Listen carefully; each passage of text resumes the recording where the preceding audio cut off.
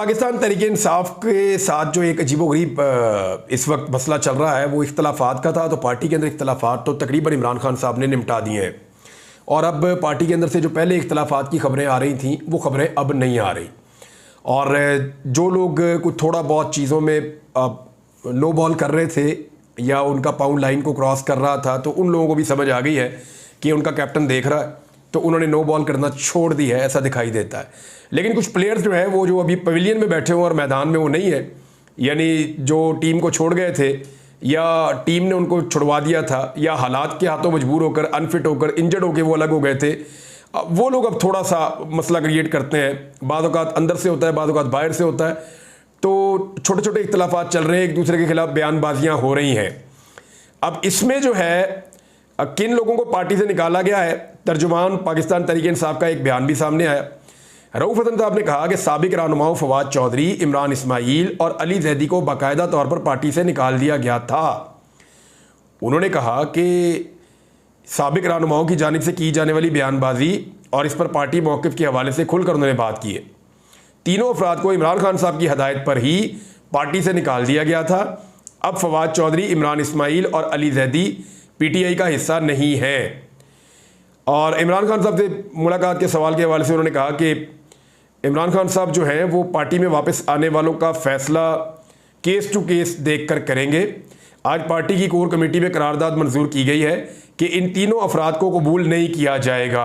अब ये पार्टी में इसकी करारदाद भी हो गई है। दूसरी जानिब देखें, फवाद चौधरी साहब एक ज़ीरक सियासतदान तो हैं, मैं उनका इस बारे में तो बहुत तरफ हूँ कि सियासी दिमाग तो उनका है। सियासी दिमाग ना हो तो इतनी सारी पॉलिटिकल पार्टीज उन्हें कभी वेलकम ना कहती।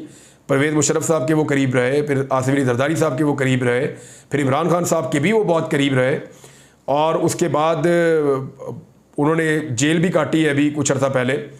गो के उनके ऊपर इल्ज़ामात हैं कि वो काकड़ साहब को मिलते रहे या वो तरीन साहब की सियासत के अंदर भी किरदार अदा करते रहे और कुछ ना कुछ वो चक्कर चलाते रहे दूसरी तरफ भी। लेकिन फिर जब बात नहीं बनी तो फिर वो इधर आ गए। यानी कुछ भी आप उनके बारे में लोग अलग अलग इल्ज़ामात लगाते हैं, लेकिन ये आपको मानना पड़ेगा कि फवाद चौधरी साहब का जो दिमाग है वो एक सियासी दिमाग है और वो सियासत को बहुत अच्छी तरह समझते भी हैं। लेकिन मेरे ख्याल में इस वक्त ये जो भी चपकलिश चल रही है ना, ये पाकिस्तान तहरीक इंसाफ के लिए ठीक है, ना ये फवाद चौधरी साहब के लिए ठीक है।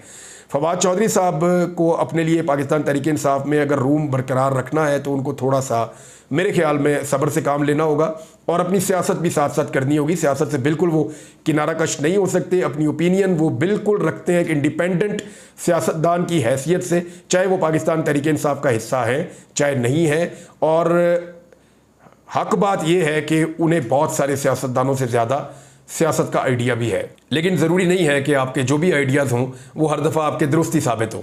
रऊफ हसन साहब ने यह भी कहा कि इन तीनों अफराद की जानिब से बयानबाजी शुरू की गई, हमारी जानिब से सिर्फ जवाब दिया गया क्योंकि इमरान खान साहब ने हमें बयानबाजी करने से रोक दिया है।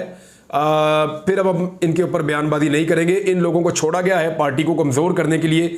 ये रऊफ हसन साहब ने स्टेटमेंट दिया। शहरयार आफरीदी साहब के हवाले से उन्होंने कहा जी उन पर तो जान भी कुर्बान है, वो पार्टी के बड़े मुखलिस वर्कर हैं, इमरान खान साहब के जो है बड़े ज़बरदस्त साथी हैं और उनकी मुलाकात नहीं हो पा रही इमरान खान साहब से। लेकिन मुलाकात पे उन्होंने कहा कि वो फैसला इमरान खान साहब खुद करते हैं। मुलाकात के हवाले से जो भी फैसला है उनको लिस्ट जाती है, इमरान खान साहब फाइनल करते हैं कि उन्हें किसको मिलना है और किसको नहीं मिलना है। नाज़रीन, मोहम्मद अली दुरानी साहब ने कहा है कि ये इमरान खान को मुज़ाकरात के लिए जेल से बुलाएंगे और छोड़ेंगे भी। शहबाज शरीफ इज्जत से ये काम कर ले तो अच्छा है, वरना उनको कुर्सी समेत कोई इक़्तिदार से बाहर छोड़ आया तो फिर अच्छे रह जाएंगे। ये जो है वो मोहम्मद अली दुरानी साहब ने कहा। ओन चौधरी साहब का एक बड़ा ज़बरदस्त स्टेटमेंट है। उन्होंने कहा आप 9 मई की माफ़ी मांग लें, मैं आपके साथ खड़ा हो जाऊंगा।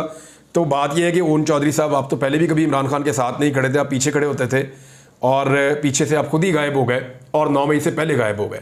अगर आप 9 मई के बाद जाते तो फिर आपका ये क्लेम बनता भी था। बहरहाल उनका अपना एक स्टेटमेंट है।